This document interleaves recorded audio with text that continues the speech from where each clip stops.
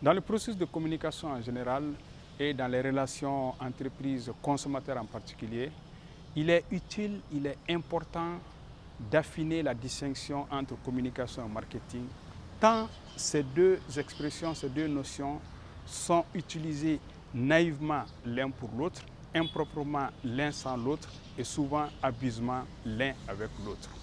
Et les chargés de communication ne s'en privent pas, ils profitent de cette confusion pour se faire appeler responsable communication et marketing, même si dans la réalité, ils savent qu'ils n'appliquent que l'une de ces deux disciplines.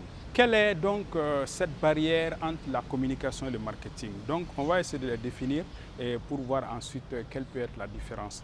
La communication d'entreprise, qu'elle soit commerciale, c'est-à-dire qu'elle porte sur le produit, ou qu'elle soit corporate, c'est-à-dire sur l'entreprise, axée sur l'entreprise, elle a pour mission principale de donner une image positive, d'assurer la promotion de l'entreprise et de ses produits. D'un autre côté, assurer un climat de confiance au sein de l'entreprise de telle manière que les travailleurs se sentent dans un vouloir vivre commun. À cet effet, la communication devient une opération tendant à transmettre un message, à établir des relations avec autrui et à valoriser une structure. Parlons maintenant du marketing.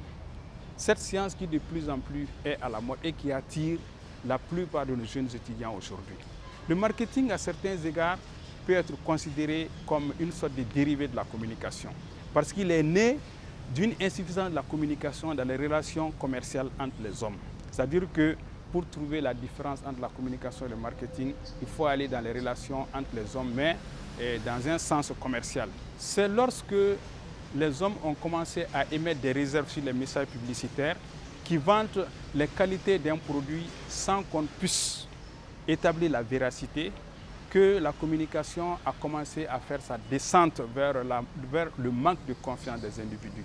Donc on n'avait plus confiance aux messages publicitaires, on ne savait plus qui dit vrai parmi les producteurs. Il fallait donc une science pour substituer une science de remplacement, c'est-à-dire une science qui consiste à connaître d'abord le consommateur, à se renseigner sur ce que le consommateur veut avant de produire. On appelle ça adapter l'appareil de production aux besoins du consommateur. C'est ça exactement le marketing.